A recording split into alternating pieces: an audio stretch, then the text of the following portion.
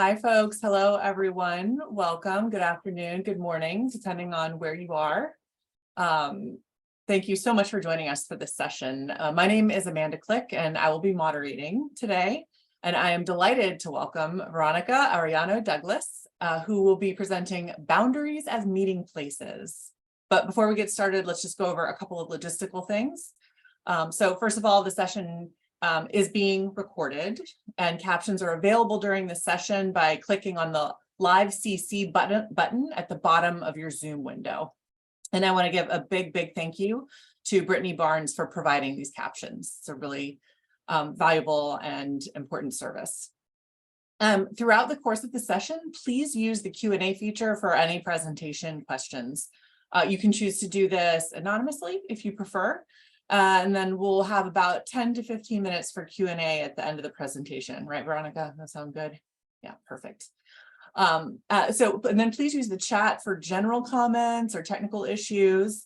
Danielle Skaggs will be monitoring the chat for any questions or comments. Danielle will also be adding some links into the chat. One is for collaborative resource sharing. So if you think of some related reading, podcast, video, or anything that occurs to you, please share it with us in columns recommended resources shared Zotero. And then the next link to be shared will be our conference code of conduct. And with that, I'm going to turn it over to Veronica. Thanks for being here, Veronica. Take it away. Thanks, Amanda. Well, welcome, everyone. Thank you so much for joining me today. As Amanda mentioned, my conference presentation is called Boundaries as Meeting Places. I currently am head of teaching and learning at the University of Houston Libraries in Houston, Texas, where it is very much summer already. So again, appreciate you joining today. My presentation is really based on an idea that's kind of a work in progress.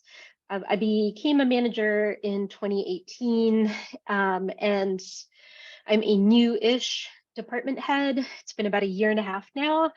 And like a lot of librarians, I never thought I would become a manager, but at a certain point in my career, I just became like more and more interested in the idea.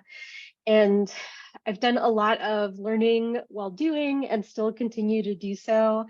And if there is one thing I could tell myself in my first year of management is that boundaries are good for everyone. And I feel very fortunate to have supervised and continue to supervise a really excellent team of librarians who have been very patient with me. So shout out to my department. Okay, so I would like to start out with some kind of foundational ideas and theories about approaching boundaries as both people who manage, but are also managed. And I really want to keep things practical because that is something that I very much value about COM in the way that it is relevant to our work. I'll be talking about creating boundaries in the workplace, how those boundaries often end up changing, and what kind of reparative work may be needed to create boundaries in the first place. I will also be sharing some reflection questions, and these are going to be kind of a mix of things that you can share with one another in the chat, as well as some independent free writing exercises. So those will just be individual reflection for yourself, and you can use them to think about boundaries within your own context. Oh, and I love seeing everybody saying hello in the chat. It's amazing. Okay, so I want to get us started with this reflection question. What words or phrases come to mind when you think about boundaries at work? In addition to sharing your hellos and where you're from in the chat, I'd love to hear your responses to these questions. Okay, I see Annie mentions safety. Got self-protection, fuzzy, self-care, no, all right. Balancing life and work, something we really should have. Difficult, absolutely. Emotional labor, sure. Hard to have friends when you're in charge. Yeah, that's a rough one. Hard to set distance and respect. Saying versus modeling them. Yeah, absolutely. Yep, expectations, transitions, learning to say no, fighting vocational awe. Yeah, please continue sharing those in the chat. I think it's really interesting to see the kind of mix of ideas, right? Some are very all about kind of setting limits and saying no. Others are about it being isolated or about safety and protection. And there is some mention of like compassion and connection with other people. It's great. So there's no shortage of advice on setting boundaries in relation to work. And if you do just kind of a quick Google News search, there are like a ton of recent publications, and the titles on the slide are some of my favorites in terms of the titles that they shared. And most of these really sprung up recently in growing numbers as a response to COVID. And more people working from home, which really kind of blurs the lines between work and home life. All of the advice is really simple and it's really difficult to implement, right? So I think it may be the Forbes article, the 10 ways to set healthy boundaries at work. Oh no, setting variables. Okay, I'm gonna pause. I'm gonna change my headset. Thank you for pointing that out.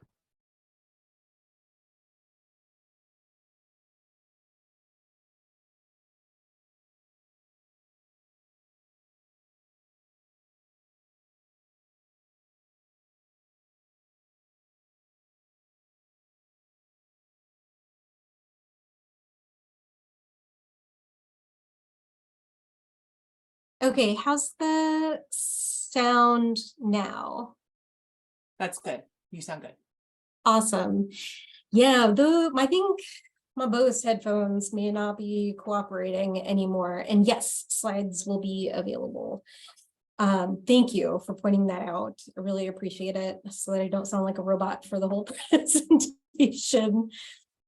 Okay, so again, these kind of headlines and all of these sort of popular press articles that talk about workplace boundaries are all super simple, but they're also really difficult to implement. And the Forbes article is the one that makes me laugh the most because it's always like, say no, set limits. It's basically like, here's how you set boundaries. You set boundaries, which for me, at least, I did not find particularly helpful. And my thinking is that, like, if it were easy, yes, exactly, sold in the cheese. If it were easy to set or state them, like, would we really need all this advice? And would there be so many articles about setting boundaries? Probably not. And if you hear any noise in the background, that was a very loud thunderclap. Oh, Houston. Okay. So I think what's often missing from advice about boundaries at work, work-life balance, is a really nuanced understanding of the complexities of interpersonal relationships at work. So really, when we're talking about setting boundaries at work, we're talking about setting boundaries with people. And the power dynamic between managers and those they supervise is just one example of the power differentials that are inherent in workplace structures. especially hierarchical ones like academic libraries.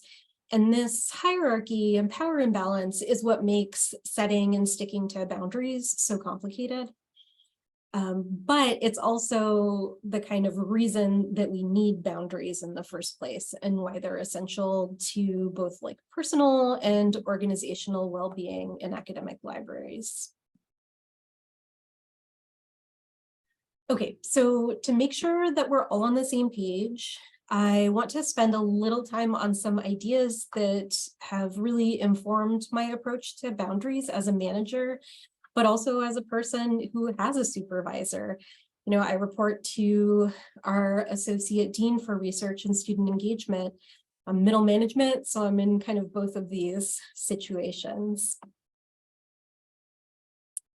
So I want to start off with like a relatively simple idea, and it's this idea that we are all people at work. You know, we're not machines, we aren't being replaced by AI yet. And who we are outside of work and what happens to us outside of work also impacts us at work. And, you know, the opposite is also true. You know, workplace situations will often impact our life outside of work as well. And again, simple, but I think it's easy to forget this sometimes. Okay, so a few other foundational ideas. One is that the workplace is inherently relational, and this is relating to a research study that was done in the 90s by a researcher named Joyce Fletcher, who followed around women who were team leads at a technology company. And she, you know, really saw the interdependence on one another that took place within the workplace. The second idea that I want to stress is that relationships at work are not ordinary social relationships. And this has been a really tough idea for me to internalize, having previously worked at a really small college in a very isolated rural part of Maryland. Our workplace became our social outlet, but we could never quite get rid of the fact that there were also workplace encounters and relationships as well. You know, there's power, there's hierarchy, there's money, there's precarity for some folks. And the third one is that relationships at work are professional, intentional, and multi-layered. You know, it's important to keep in mind that one person might hold multiple roles at work, you know, that of supervisor, peer, supervisee, and this can often result in boundary differences across different relationships. But there might also be multiple versions or layers of relationships that exist between the same two people at work. And the fourth one is, again, there are power dynamics built into all workplaces. I would say like especially big academic libraries or academia in general. And then lastly, our identities impact our experience of relationships. And this is coming out of a writer, therapist, scholar named Maureen Walker, who writes a lot about how our identities and like the multiple sort of facets that we inhabit all have an impact on our relationship with others. And this is because things like gender, sexuality, race, ethnicity, religion, disability, all of those matter within a greater societal context. And within that societal context, there are existing power structures. So we, and I really like the way she puts this, we bring not just our like individual selves to work, but also a collective historical self in everything that implies.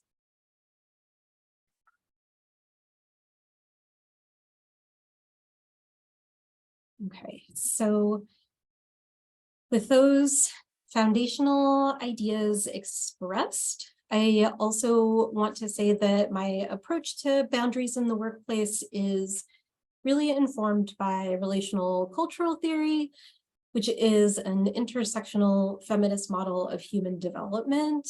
And it's really centered on connection and the idea that all human beings grow through and towards relationship. It was developed and practiced in a therapeutic context, but it's since been applied to everything from workplace dynamics to education, both K through 12 and higher education, assessment, social work, and most recently librarianship.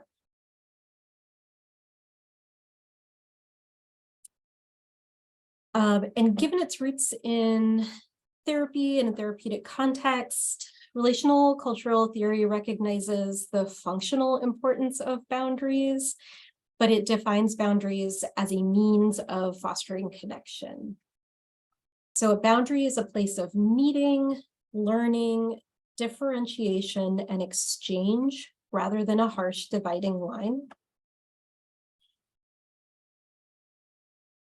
Creating boundaries brings clarity, respect, and responsibility to any relationship, but especially those that involve any kind of power difference. They talk about the power imbalance between a therapist and client. Other scholars have talked about it within the context of teacher and student, and we're sort of looking at it now within the context of manager and the people they manage. Relational cultural theory also asks us to consider the idea of role boundaries rather than interpersonal boundaries. There is a great writer named Harriet Schwartz who talks about how role boundaries have given her a guide for her own professional relationships. And she states that they allow those involved to agree upon expectations that create a sense of safety and connection in their relationship. So often with boundaries, it's kind of like one of two extremes, right? Like either you put a lot of distance between yourself and other people at work, mostly as a means of like self-protection, or you try and make it seem like the power dynamic doesn't exist and we're all friends here. And Schwartz talks about how both of those things can be harmful in different ways. And so with role boundaries, it really helps people clarify expectations at work. Oh, and the other thing I was going to mention is that boundaries are very much a social construct and contract. And so they're only as good as like whether or not people believe in them. So kind of like money or tenure. Okay.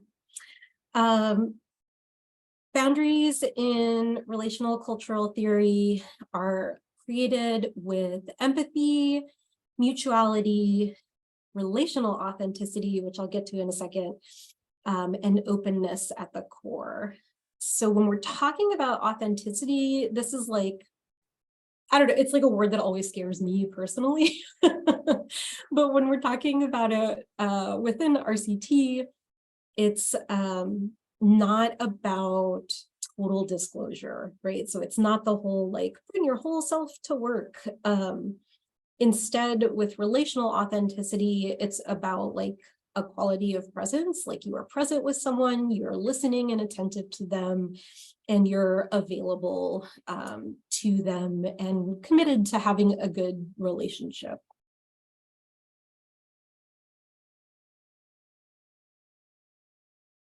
All right.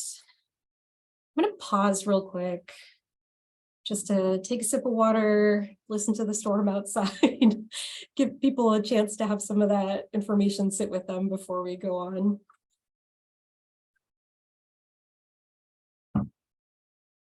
Okay, we're going to talk about creating boundaries. Again, this is the hard part.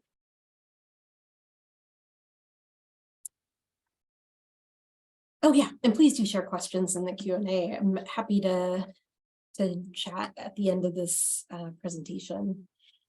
So when people are talking about work-life boundaries, work-life management, what they're really most frequently referring to is the relationship that they develop with their supervisor at work. Again, inherent power differential in this relationship. So it's important to consider both like power and responsibility. And within that, the more vulnerable person in the relationship sort of gets priority. And this is kind of a tricky thing, right?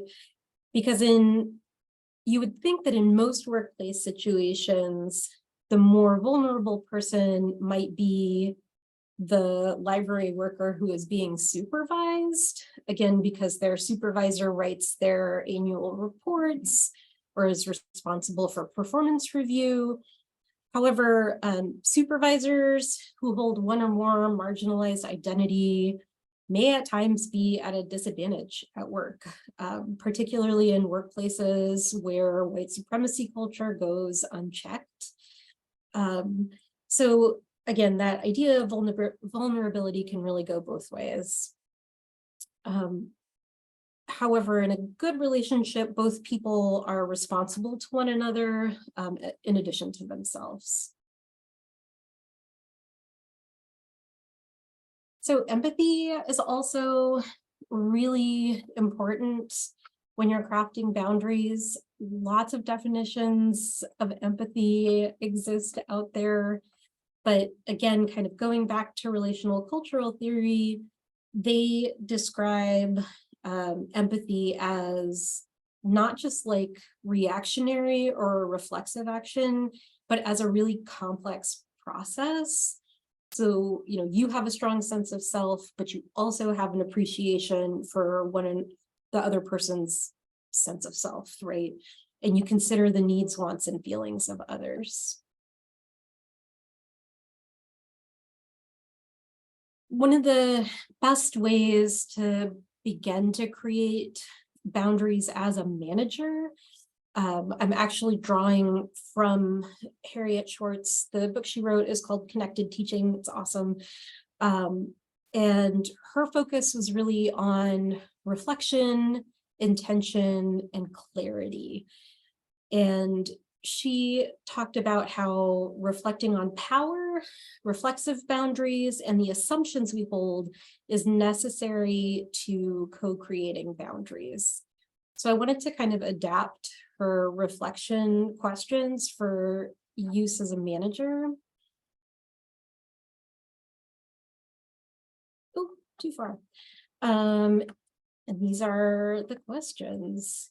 So some questions that I ask myself and that I would encourage other supervisors to ask themselves are, you know, what assumptions do I have about the person or people I supervise?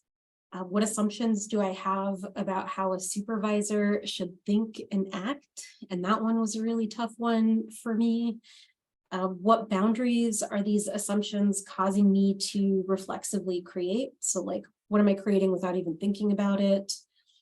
Does setting these boundaries make me a better manager? Does it make the people I supervise better employees? And does it create a better working environment for everyone?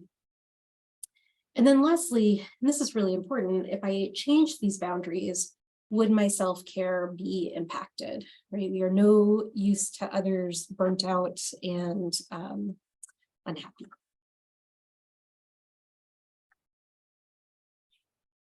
Okay, so then there are also a series of reflective questions for all library workers, for both managers and people who are not managers themselves, but are still, again, people at work. And those are, what do you need to do your best work? What are your expectations of me? And that's something that you can ask as a supervisor, but also someone can ask you. How do you prefer to communicate? And how do you prefer that I communicate with you? I think that's like the inverse. I found that one to be really, really helpful because people's communication styles are so different. And that's related to how, how do you prefer to receive and respond to feedback? And then lastly, we have, what do you need to feel safe at work? And this is, can be interpreted a few different ways. It could be about physical safety, but really it's about psychological safety within the workplace.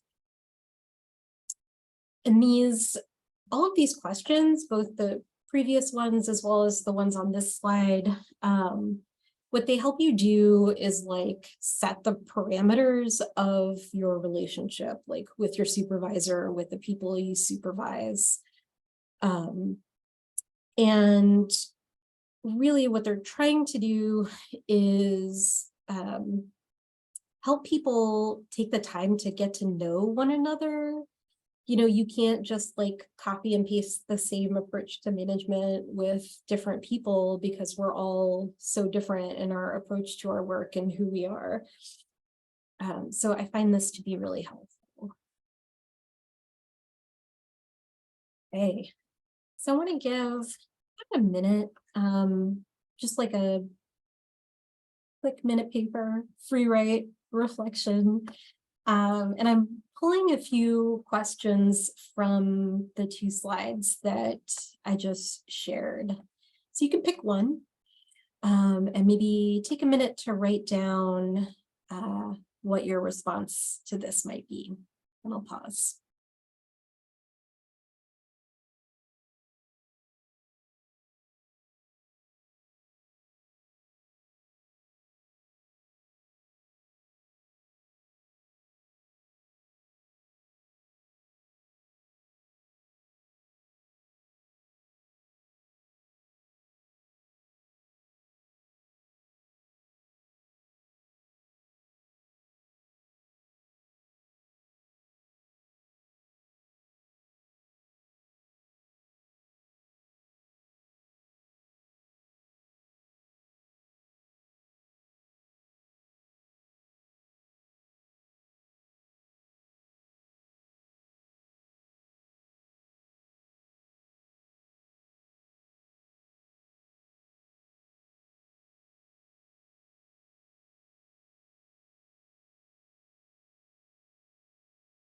Okay. These slides are going to be available after the conference, so you can kind of continue your reflection and writing after that.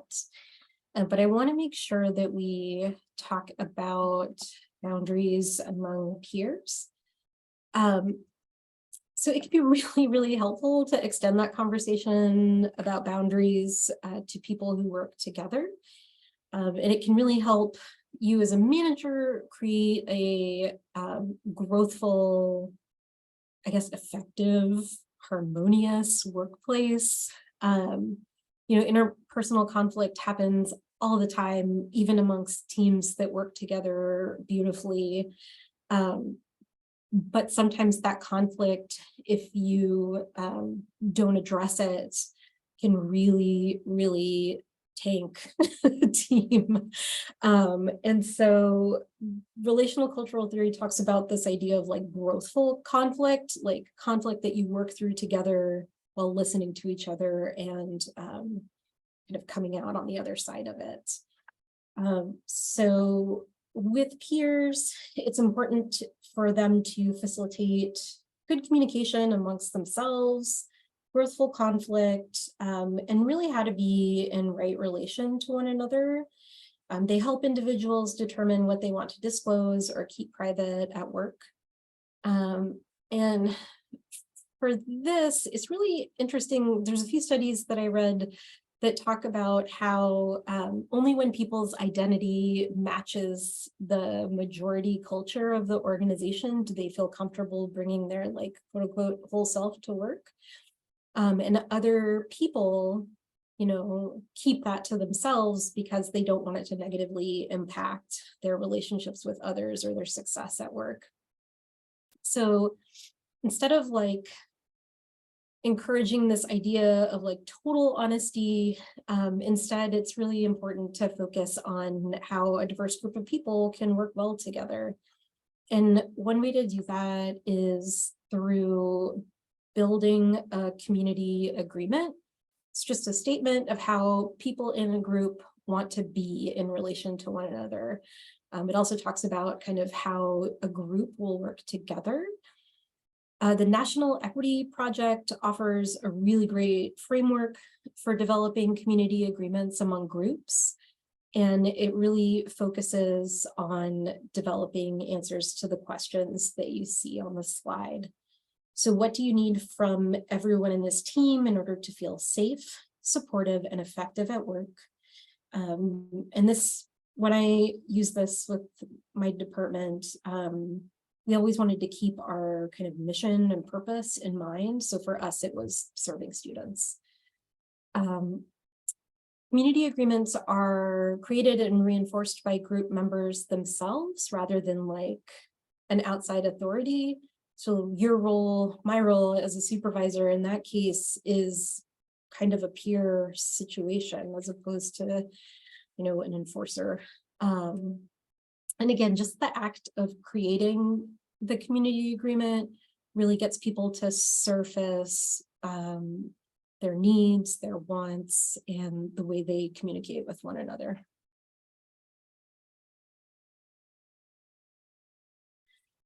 So changing boundaries. Relationships change, both at our personal lives and at work, and our boundaries need to change along with them. So any kind of boundaries, community agreements that you set have to be reviewed regularly, at the very least, like once a year, to determine if they're still serving their purpose of empowering workers and fostering connection. These are some questions that we use within our department anytime someone new joins us. We also review them once a year. And really, this is the kind of like formalized mechanism that we have for reviewing community agreements, but really anybody at any time should feel empowered to suggest community agreement reviews or changes. It's a living document. It shouldn't be stagnant. And again, these questions are really getting at whether or not our community agreement is still serving us. So it's also important for supervisors to regularly reflect on boundaries, but not alone with the people that they supervise. There is a really great conversation that Maureen Walker has with other therapists and relational cultural theorists, and she talks about how you can't like impose boundaries on other people. Instead, it's more important to really be in conversation and kind of co-create this space that's going to be helpful for both people involved. I think that may be a point where boundaries kind of break down. And it's really important for people who are being supervised to consider kind of when certain boundaries are no longer serving them and why. If you're a new librarian, you're joining a team, your boundaries may be very different 5 years down the line.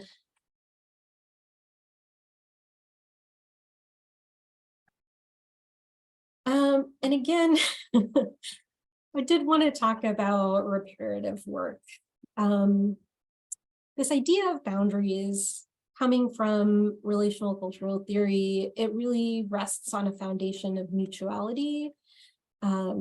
So both people in a relationship must be willing to respect each other, empathize with one another, and be open to one another's ideas and experiences. That's the ideal. However, imbalances in mutuality thrive in hierarchical structures. And guess what? That's what we are in, especially if you're in a large academic library like mine.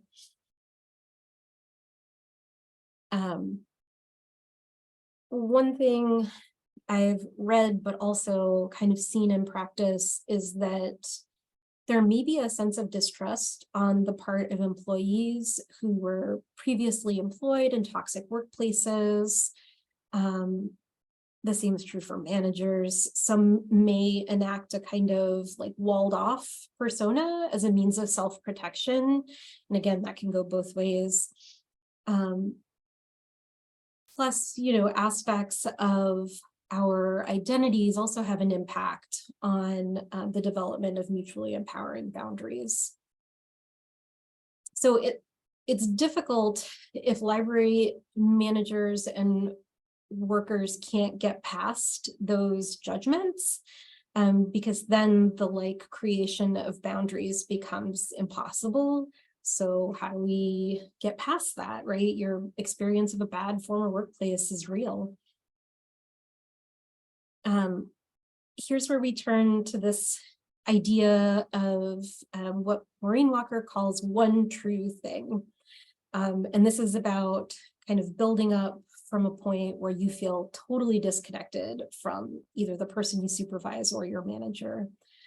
She tells this really great story about a client that was assigned to her as a therapist at a college, who she just could not connect with and maybe didn't like interpersonally. And so she kind of had to take a step back and figure out, well, what is the one thing that is true that we can both agree on? And, she came to the idea of, well, it must have been really difficult for you to come to therapy. I was like, yes, it was. And so from that one commonality, they were able to slowly build on a better relationship. A manager might say to someone, I know your previous work environment was not a good one, right? You've told me about that. I know that it is challenging to trust me as a manager, given your past experience, but I'm hoping we can build towards trust together. And from there, it's a matter of showing the words that you mean through your actions. And they're like small overtures, but they can present an opportunity for connection and the creation of boundaries that help everyone feel safe and respected.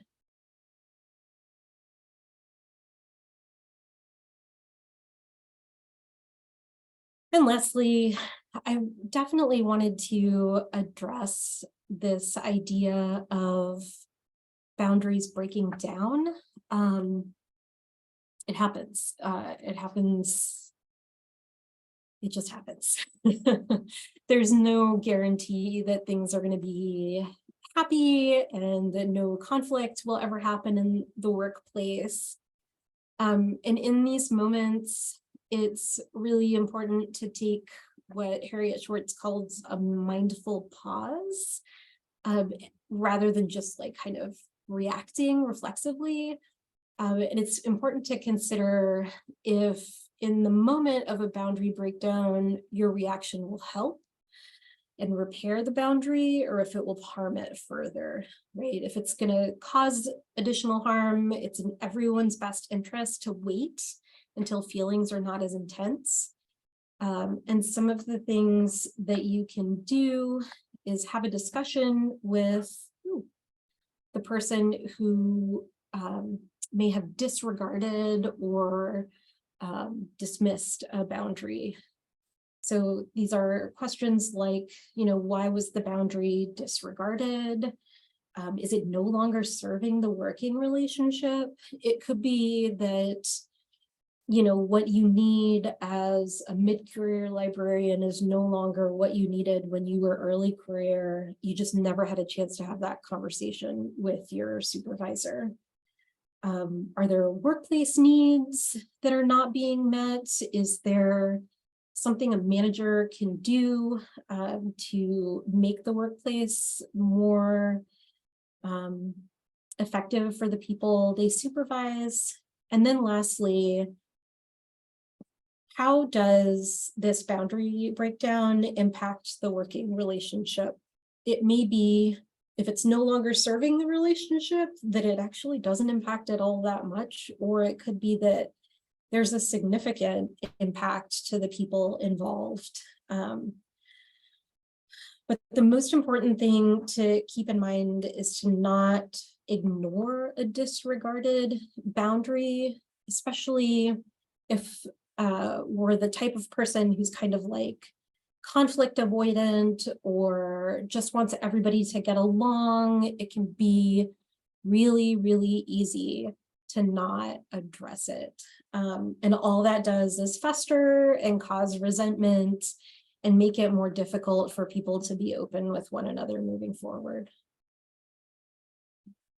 There might be instances where breakdowns in boundaries kind of signal a more troubling and serious breakdown in a supervisor-supervisee relationship. And in those situations, you can always, actually, I don't know if you can always, but it would be helpful to bring in a mediator. And that's just to ensure the safety of both individuals and to keep the channels of communication open for resolution. Some universities have ombudsmen, which is like a word that's very hard for me to say, who you can kind of tap for that. It could also be another peer, someone outside of the library. This isn't meant to replace like human resources structures or like necessary disciplinary actions, that kind of thing. But, there are times when a working relationship just really goes off track. Everybody's doing the work that they're supposed to, they just can't work together. So this is when that kind of mediation might be helpful. And it's important to note that like both people need to be invested in their relationship. If they're not, it's not going to work.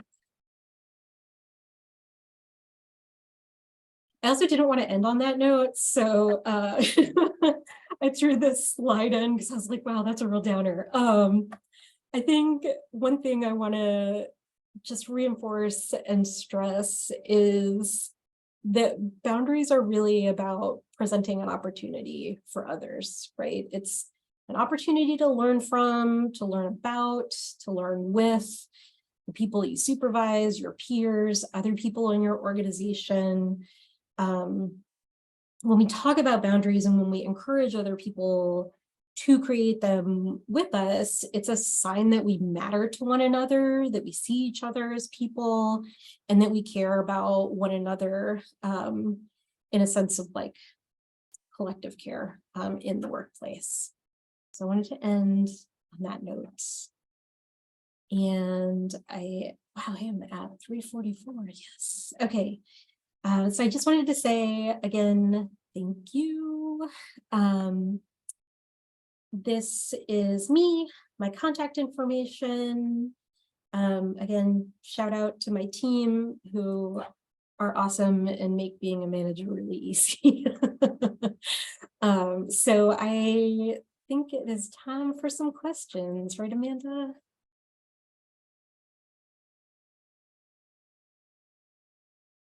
Oh, Amanda, I think you're muted.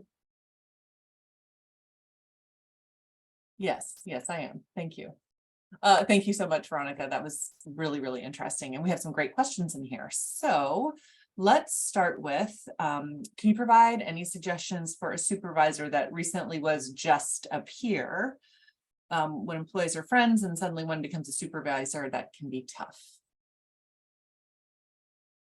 Yeah. Um, our library has had significant restructure over the last 2 years, and that is a situation that has come up more than once. I think it's really important to have that sit down conversation, and say, like, what does this mean for our relationship? Are we going to act differently? Will we get together outside of work or not? But what I've seen happen, and this really messes with people, is when one person, and it's usually the supervisor, just decides to like cut all social ties with former peers, because again, that's them imposing their own ideas of what a supervisor should be on the other person. So yeah, I think sitting down, having a conversation, sharing some questions ahead of time is really helpful so that you don't just kind of like reflexively react to one another. And I wonder if some of those questions might not be dissimilar from some of the questions that I shared, like, our relationship has changed. I still want to be your friend, but I also want to be good at my job, right? What do we need to make that happen, and talk together?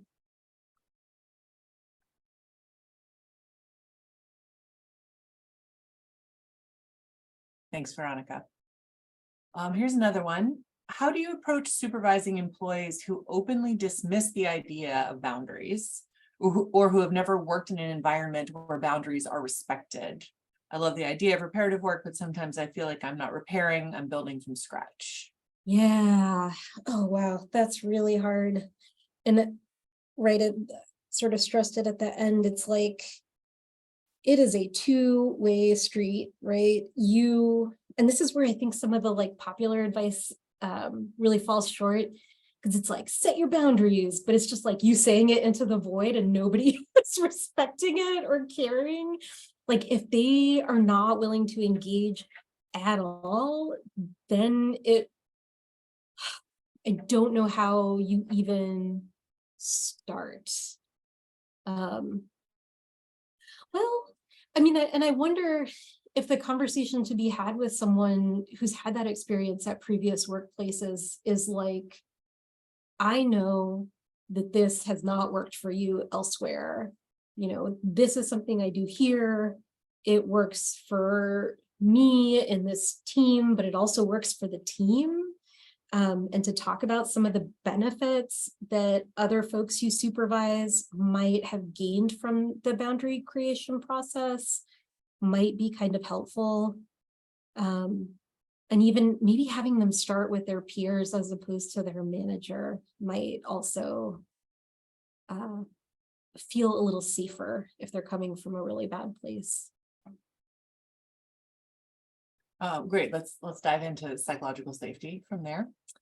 Do you have suggestions for if a manager can't meet the needs of psychological safety? I have a member of my department that has, in my mind, unrealistic expectations of work environments.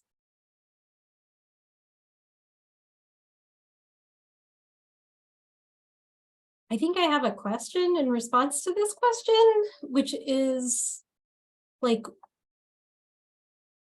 what makes them unrealistic? Why do they think that that is an unrealistic expectation for someone to hold? Yeah, great. Let's just put a pin in that one. And yeah, sorry. No, of course. Maybe we'll get some more context for that. Let's go real practical. Can you provide some examples of boundaries that you have set in your library context? Oh, yeah. So I'll talk about our community agreement as boundaries, because I don't feel comfortable like sharing individual boundaries. So one of the things that we all agreed to within our department, we all have big feelings, myself included, and we all feel our feelings in healthy ways. And so one of the things that we developed is that we need to give time and space for people to feel their emotions. But we also, as people, need to recognize and share that we need that space. So if someone's having a rough day, hey, today is not it. I cannot have this conversation today, but I'm going to reschedule us for next week. Everybody else can understand where that is coming from, as opposed to like proceeding through a meeting where someone is like just not into it at all. So I guess that's like one potential example. Excellent, thank you. Oh. Let me get back to the one I wanted to ask you next.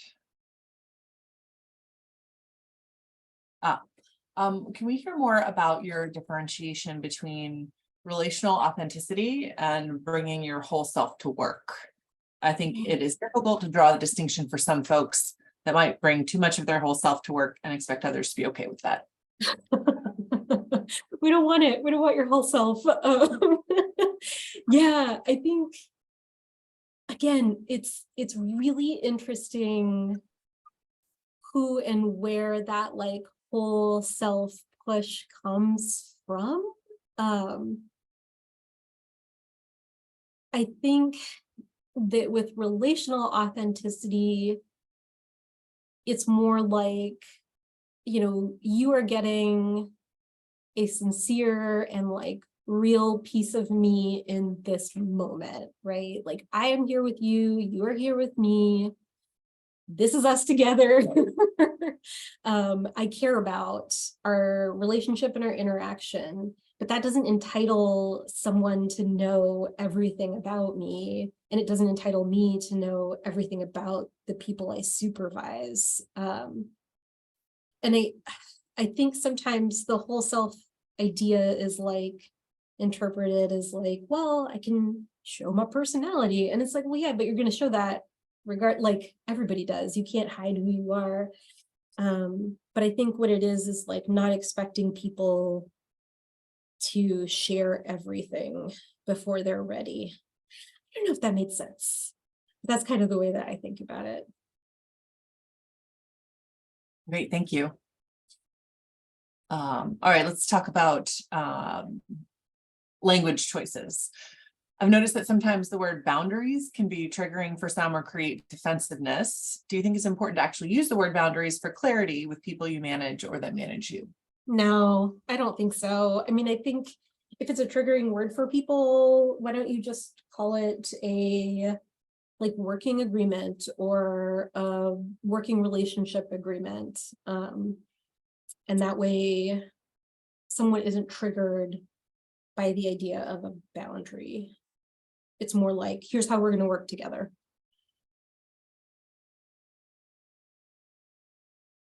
Yes, great. Community agreements. How do you build community agreements in an organization where not all feel welcome to share their voice and perspective? Yeah. Anonymity is really powerful. When you don't have to put your name next to something, people really go off.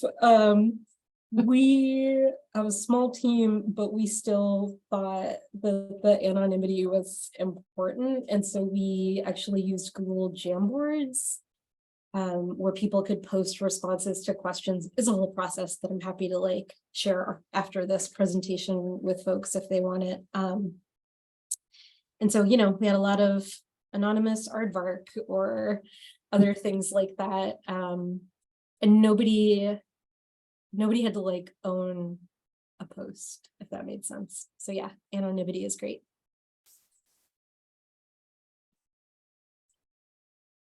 In your own work, how do you distinguish between boundaries and conflict avoidance?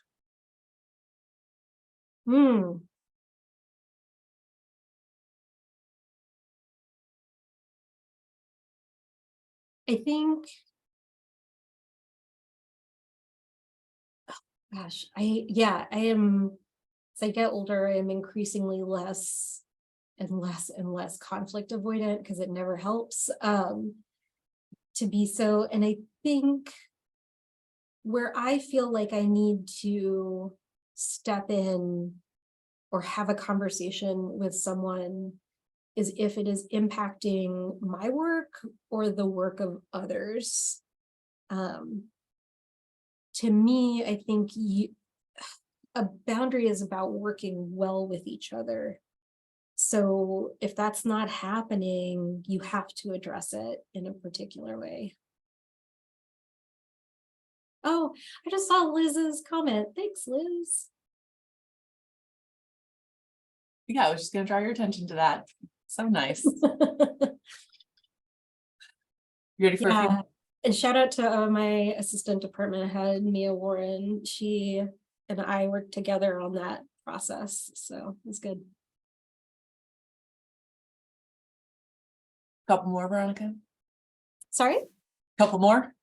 Yeah, I mean, we've got 4 minutes. Yeah. I support a supervisor who really struggles to maintain boundaries, and empathy burnout is a real risk. I do gently point it out when I see it, but perhaps not enough. Any suggestions or advice? Yes. Yes. So I think I'm going to share a bit of advice that I received from a colleague that I found really hard to internalize, but really, really helpful in the long run. And it was that, you know, I can't control how the people I supervise feel about me or about the workplace. Like, all I can do is show that I mean what I say, like, through my actions. Because I think sometimes where that emotional burnout comes from is this like desire to be liked, which I feel intensely, but that that's putting like unrealistic pressure on the people you supervise because you're making it about you and wanting to be liked by everyone. So yeah, you can't control how they feel about you. You can just be the person that you say you want to be.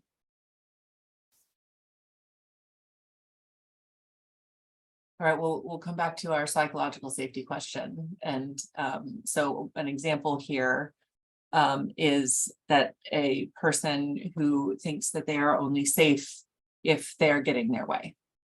Yeah.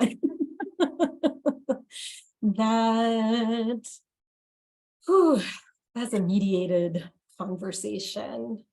I don't know how you could, I mean, because you're already at a point where like that person doesn't want to engage with you and doesn't believe you or the things that you say because they have a very sort of self-centered view of work. I would say that's when you bring in a mediator from within your organization. I probably would.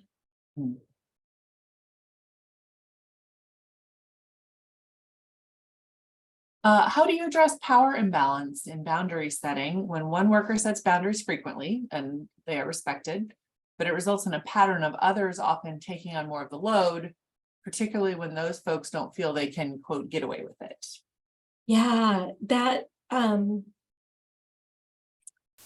man, I don't know. Like, again, it's this, you can't like just set a boundary, right? Like, you are a team. And one of the things that we like always say within our department is that, you know, your work or your not work impacts everybody else within the department. And we recognize that with one another. And so I think you probably want to address that via some kind of like peer conversation or peer agreement. because you have to hear about it, but it's not affecting your work. It's affecting the other people on the team. That's probably a really good opportunity for a community agreement. We're at 4. Perfect. Thank you so much, Veronica. Thank you so much for sharing this excellent presentation and answering those questions. I know that we all learned a great deal. And just before we close, I just want to remind everyone to complete the evaluation survey that is available for you. I know that Veronica would really appreciate your feedback. You can find a link to the evaluation in the app, in the Schedge app. Sketch, yes. I couldn't remember how to say schedule for a minute. It's labeled feedback survey, and it's directly above the session description. So thank you all so much for attending. I hope you had a great first day of Calm, and I can't wait to see you all back tomorrow. Thanks so much, Amanda. Thank you everybody for coming. Veronica. Appreciate it. Bye.